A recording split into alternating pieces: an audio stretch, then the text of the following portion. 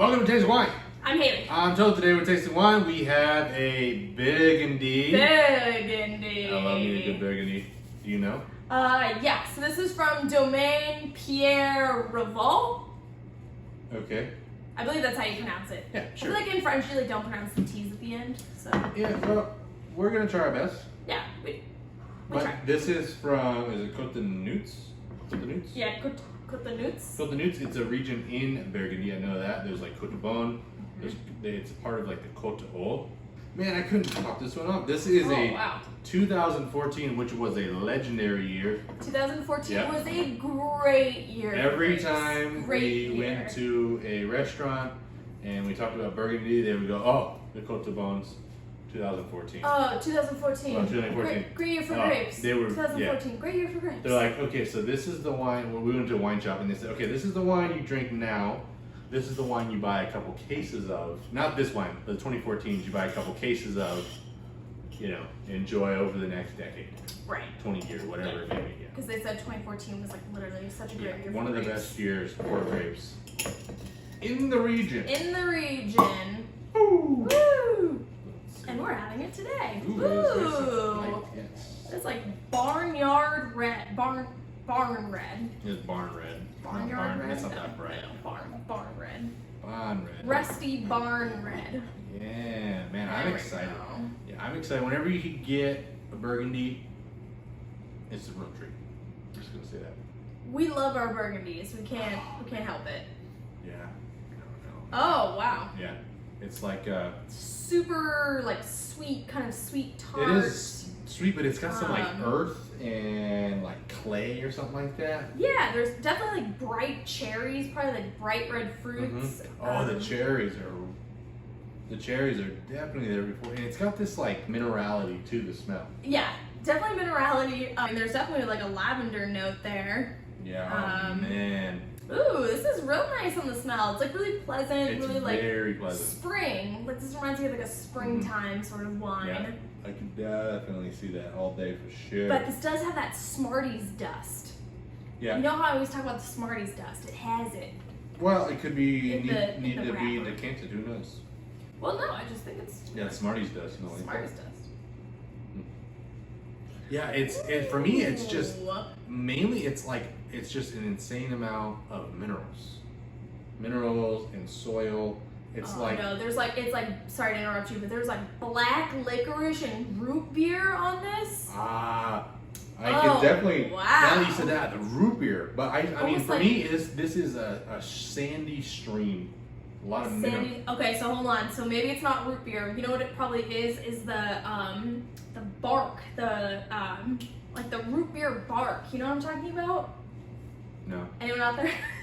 there's a type of bark on the tree, and it has like a root beer kind of flavor to it. Sarsaparilla? I have absolutely no idea. Well, then why are you bringing it up? Because it's like we used to, as kids, we just call it like the root beer bark. I don't know. It's like if you like taste it, like if Yeah. you kind of like chomped Well, into it, it tastes like root This, beer. for me, this has the smell of like a stream that just had a rain and it's sandy along the stream. That is the smell for me. A lot of minerals, like all those minerals are coming up. All the water is rushing down the canyon walls, getting into the stream. Okay. Slate, clay, rock, like those types of things. I get the clay, I get the rock, but Yeah, that the Smarties. that root beer, black licorice sort of thing is really I don't get taking the Smarties over. at all. Maybe for a second, but I think The they're- Smarties is kind of gone. The Smarties is good. Yeah. It's kind of buried in this like root beer Yeah. utopia I'm living in right now.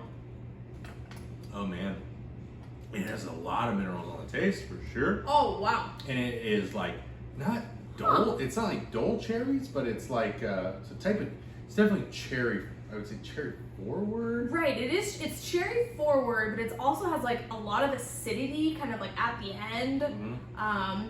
But I'm still tasting it. I know Like, it's still kind of going. very long finish. But there's also like Yeah. plum and like sweetness on there. It's got a lot of like what did you dark fruits, I guess. Yeah, dark fruits. Dark I'd fruits, say. but not dark cherries. It's not dark. No, the cherries are not. The dark cherries are like, I'm gonna go with you on this one and say like underripe cherries. They're like cherries when they aren't ripe and they're hard on the outside. They're hard And to those bite. are the only cherries you should No, eat. those cherries are disgusting. But If you get them like fresh picked, they're very good. But yeah, man, this is I think this is just gonna open up over time. It's gonna get more of all of this together, all of this combined. I will say this is a Somm Select, not a sponsor or anything like that, but I love the company, I love the brand. It's an Ian Cobble, Master Sommelier. This is his wine club thing. There you go. There's your free plug. Yeah, this has a little bit of like limestone on the taste. It's kind of like salty, definitely a little bit of clay too on the taste. This really is complex. Yeah, it's I very love complex. It It has a love lot this. going on, like a lot going on, and for the price, like I don't think you. Oh, what's the price? It was like 35 bucks. Oh, wow. And if you could get a Burgundy, I mean, Burgundy is so expensive as is. Burgundy, you know, you come out from, unless you go there, you know, like you're looking at like, you know, 60, 80, 100 bucks a bottle. You So pay upwards of expensive. 200 bucks a bottle, you know. I mean, it's good. It's very good, but the thing is, like, I don't want to invest 200 bucks, even 100 bucks to not know what I'm getting. Right, you want to know what you're working You with. want to know what you're working with, so you almost have to ease. For me, I got to ease my way into it, know the regions, know the producers, and know who's making, you know, quality things at like a value. Right, yeah, no, for Because sure. the Totally worst, valid. the worst thing is getting like feeling like you got ripped off. Like, oh, I spent 60 bucks on this bottle of wine and it just didn't do it for me. You know? Yeah, I would buy more of this. I would buy more. I can't get any more because from him it's gone. Yeah. Okay, I hope y'all out there are able to get some of this. If you can get because some of it this, is yeah. so good. This- and then let us know where you got it. Yeah, it's absolutely fantastic. But Oh my god, delicious, man, delicious, all around. I think you got to do a question while I get some swirl time on this. Oh, That way. hashtag swirl time. Hashtag. Oh, where's my phone? Apparently that's our thing now. That is, it is. Okay, so this question is brought to us by Tom P. You guys always talk about Burgundy wines. What is it about the Burgundy wines that you guys love so much? Well, Fitted, did you like? I chose this you chose question. that. Okay, that's fine. I don't know. I just think they are very interesting. And like I said, I like standards. I like families that have been doing things for hundreds of years. Me, myself, as a craftsman, I look for that in things they buy, and that has transcended into things that I like to drink. To be honest, you know? I think that they're like always really complex. I like kind of more of like the underdog sort of areas. You know, everyone knows Bordeaux. So I like kind of like a smaller sort of region. They're just spot on all the time. They're so good. Yeah. I mean, you could definitely find some bad Burgundy, but the amount of, I would say, bad Burgundy out there is limited. You know, because there's such like a tight knit family. Like the stuff doesn't change. The land has been owned by this family for this long, and they know everybody in the region. You know what I mean? So like, it's not that they're competing with each other, but they're not. They're there to make great wine. Like that's what they're there for, and that's what I like about it. And it shows through. Honestly, it really does. So I don't know anyone who's a Burgundy hater, but. Yeah, all you haters I mean, out there. Pinot Noir is one of like the I would say it's a really popular grape variety. Oh yeah, it's super popular. Yeah. I mean, I don't like U.S. Pinot Noir that much. Don't say that. We had some I said that much.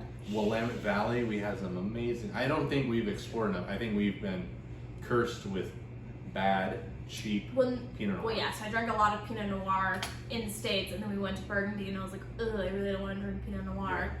And I would agree with you. A lot of like the cheaper California Pinot Noirs. It's just so bad. It's not that they're bad. They just don't really taste like anything. They just don't have. Anyways, I don't mean to hate on them. I know there's a lot of good stuff out there that we just haven't got to. We haven't found it yet. So let us know if you got any American Pinot Noir we need to try. We are familiar with the Willamette Valley. We are doing some more of those in the future. That is Oregon. So if you have any recommendations for any other places, that would be great. Let us know what you're trying. Let us know what you try next, like I just said. Leave a comment down below. Coming out with new videos Monday, Wednesday, Friday. Taste some wine. Taste some wine. And we'll see you on the next one. All right. Cheers. Cheers.